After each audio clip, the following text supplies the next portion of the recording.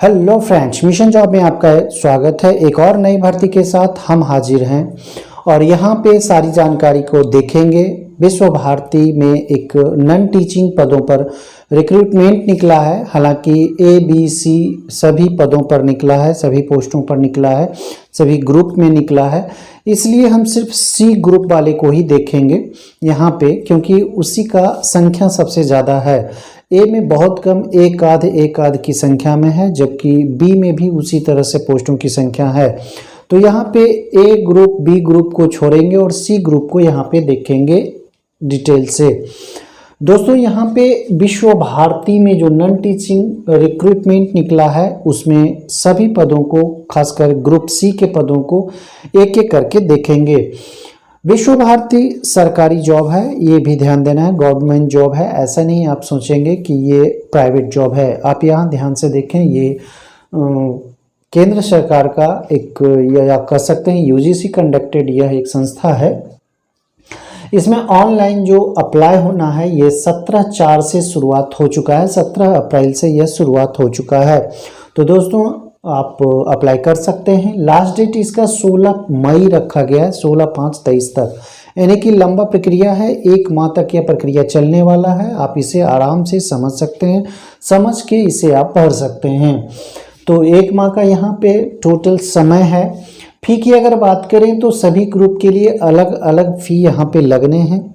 जैसे कि अगर आप माने तो ग्रुप ए में 2 पद है, एक ए में ही 2 पद है, जिसमें से 1600 रुपया और 2000 रुपये लग रहे हैं, खास करके जनरल, OBC और EWS को, जबकि 500 और 400 रुपया यहाँ पे लग रहे हैं SC ST को। ठीक है, ग्रुप ए की बात हम कर रहे हैं, जबकि फीमेल को फी के रूप में 1 भी रुपया नहीं देना है। ग्रुप बी की अगर बात करें तो 1200 रुपया जनरल, OBC और EWS के लिए यहाँ पे फ़ी देने होंगे, जबकि SC ST के लिए 300 रुपया।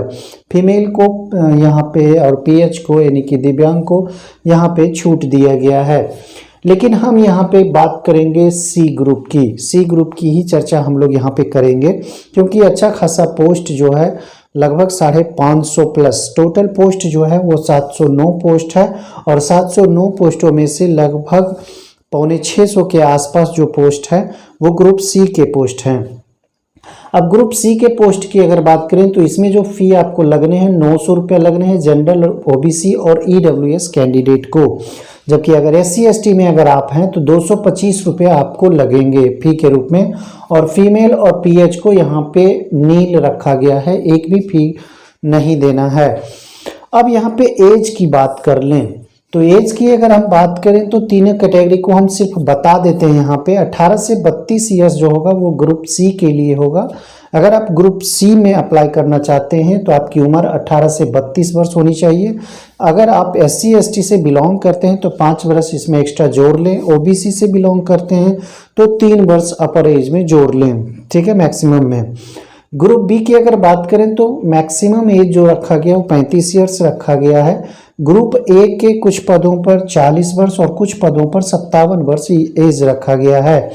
तो हम यहाँ पे ग्रुप सी की चर्चा करेंगे, जिसका फ़ी 900 और 225 रुपया है, और अगर एज की बात करें तो 18 से 32 वर्ष है। अब एक एक करके पोस्ट वाइज वैकेंसी को देखेंगे। तो सबसे पहले हम यहाँ MTS के पदों को देखेंगे। MTS यानी कि मल्टीटास्किंग स्टाफ के रूप में इसे जाना जाता है। ग्रुप डी के पदों पर भी इसे कह सकते हैं, ग्रुप डी के पद इसको बोल सकते हैं। इसमें अच्छा खासा पोस्ट है, 405 पोस्ट MTS में है, और इसमें जो आपकी योग्यता होनी चाहिए ये 10th या फिर ITI, दोनों में से कोई एक है तो आप इसे अप्लाई कर सकते हैं। MTS के पदों पर 405 पदों की यहाँ पे बहाली होनी है। उसके बाद यहाँ पे LDC की बात करें, लोअर डिवीजन क्लर्क की बात करें तो यहाँ भी अच्छा खासा वैकेंसी है, 99 पदों पर वैकेंसी है। और इसमें जो योग्यता रखी गई है, एलिजिबिलिटी की अगर बात करें तो यहाँ पे ग्रेजुएशन रखा गया है, प्लस इंग्लिश टाइपिंग आपके होनी चाहिए। LDC में इंग्लिश टाइपिंग यहाँ पे खोज रहा है, जो कि 35 वर्ड पर मिनट होनी चाहिए। तो बहुत अच्छा चीज़ है, खासकर ये दोनों। इसमें एक्सपीरियंस की चर्चा नहीं की गई है। MTS में 405 पद है, 10th अगर पास हैं तो आप अप्लाई कर सकते हैं। ग्रेजुएशन अगर आप किए हुए हैं और इंग्लिश टाइपिंग 35 वर्ड पर मिनट है तो आप LDC में भर सकते हैं। इसमें 99 पदों पर बहाली है। एक एक करके सभी चीज़ों को आप देखें, वीडियो को अंत तक जरूर देखें ताकि सारी चीज़ों को आप सहजता से समझ सकें। और भी चीज़ें आगे देखेंगे, जैसे कि इसका जो प्रोसेस है, सिलेक्शन प्रोसेस है, पैटर्न क्या है, सिलेबस क्या है, सारी चीज़ों को आगे हम बताएंगे। अब यहाँ UDC की चर्चा करें, अपर डिवीजन क्लर्क, तो इसमें 29 पद है। 29 पद भी कम नहीं होता है दोस्तों। ग्रेजुएशन इसमें मांग रहा है एलिजिबिलिटी, प्लस इंग्लिश टाइपिंग इसमें भी खोज रहा है 35 वर्ड पर मिनट के हिसाब से। प्लस इसमें एक और चीज़ है जो कि 2 इयर्स एक्सपीरियंस यहाँ पे खोज रहा है कि आप UDC के रूप में कहीं पे काम किए हों, तो ये एक्सपीरियंस आपको 2 वर्षों का होना है। प्लस ग्रेजुएशन, ग्रेजुएट अगर आप हैं, इंग्लिश में टाइपिंग है तो आप इसे भर सकते हैं। एक है लाइब्रेरी अटेंडेंट, जिसमें पदों की संख्या 30 है। लाइब्रेरी अटेंडेंट में पदों की संख्या 30 है। बहुत अच्छा पद है यहाँ पे। यहाँ पे 10+2 यानी कि कह सकते हैं कि अगर आप इंटरमीडिएट हैं या फिर सर्टिफिकेट इन लाइब्रेरी साइंस में अगर आपका सर्टिफिकेट है, 1 ईयर्स एक्सपीरियंस भी यहाँ पे खोज रहा है। ठीक है, इंटर में प्लस लाइब्रेरी साइंस से सर्टिफिकेट होना चाहिए और 1 ईयर का एक्सपीरियंस आपका यहाँ पे होना चाहिए। आप एज ए लाइब्रेरी अटेंडेंट के रूप में आप कहीं पे काम किए हों। तो ये 4 पदों को आपने देखा, आगे भी देखेंगे ग्रुप सी के और पदों को। जैसे कि लेबोरेटरी असिस्टेंट के जो पद हैं यहाँ पे, इसमें 16 पदों पर बहाली है। लेबोरेटरी असिस्टेंट, इसमें जो आपका एलिजिबिलिटी खोज रहा है, ये ग्रेजुएशन खोज रहा है और प्लस 2 वर्षों का अनुभव यहाँ पे खोज रहा है, एक्सपीरियंस खोज रहा है। अगले पदों पर चलेंगे तो लेबोरेटरी अटेंडेंट के पद हैं और इसमें 45 पदों पर बहाली निकली है। लेबोरेटरी अटेंडेंट, इसमें आप अगर इंटर किए हुए हैं साइंस से, इंटर किए हुए हैं साइंस से या फिर लैब टेक्नोलॉजी से, लैब टेक्नोलॉजी में सर्टिफिकेट है आपके पास, 10वां किए हुए हैं और लैब टेक्नोलॉजी में सर्टिफिकेट यानी कि आप पढ़े हुए हैं, आप क्लास किए हुए हैं, कोर्स किए हुए हैं, तो आप इसे भर सकते हैं। तो लेबोरेटरी अटेंडेंट के 45 जो पोस्ट हैं, इसमें इंटर साइंस से होनी चाहिए। अगर आप साइंस से नहीं हैं तो 10th अगर आप हैं और प्लस सर्टिफिकेट आपका है लेबोरेटरी टेक्निकल का, टेक्नोलॉजी का, तो आप इसे अप्लाई कर सकते हैं। इसमें एक्सपीरियंस की चर्चा नहीं की गई है, जबकि लेबोरेटरी असिस्टेंट में एक्सपीरियंस 2 वर्षों का खोजा गया है, अनुभव खोजा गया है। लास्ट की अगर चर्चा करें तो यहाँ पे टेक्निकल असिस्टेंट की बात की गई है, जिसे हम लोग TA कह सकते हैं। 17 पदों पर यह बहाली होनी है और ग्रेजुएशन इसमें एज आपका एलिजिबिलिटी होना चाहिए और 3 वर्षों का अनुभव यहाँ पे मांग रहा है। तो इस तरह से 4, 3, 7 पदों को हमने यहाँ पे बताया है। हालांकि 30 पदों पर इसमें बहाली है और 709 पद, अगर आप इसे काउंट करें तो 405, 99, 29, 30, 16, 45 और 17 पद, यानी कि टोटल 650 पद लगभग यहाँ पे होते हैं, जो कि ग्रुप सी के पद हैं। उसके बाद यहाँ एग्जाम पैटर्न की चर्चा कर लें। एग्जाम पैटर्न आपका क्या रहेगा? अगर आप एग्जाम दे रहे हैं, MCQ फॉर्मेट में एग्जाम्स होने हैं और इसमें जो एग्जाम लिया जाएगा NTA, जिसे हम लोग नेशनल टेस्टिंग एजेंसी के नाम से जानते हैं, ऑनलाइन एग्जाम्स इसमें होने हैं। इसकी चर्चा यहाँ पे करेंगे। क्वेश्चंस जो होंगे, नंबर ऑफ क्वेश्चंस, ये 150 क्वेश्चंस होंगे और पर क्वेश्चंस 2 मार्क्स मिलेंगे आपको, यानी कि टोटल मार्क्स की अगर बात करें तो यहाँ पे 300 मार्क्स के ये क्वेश्चंस होंगे, यानी कि आपका जो एग्जाम्स होना है 300 क्वेश्चन का।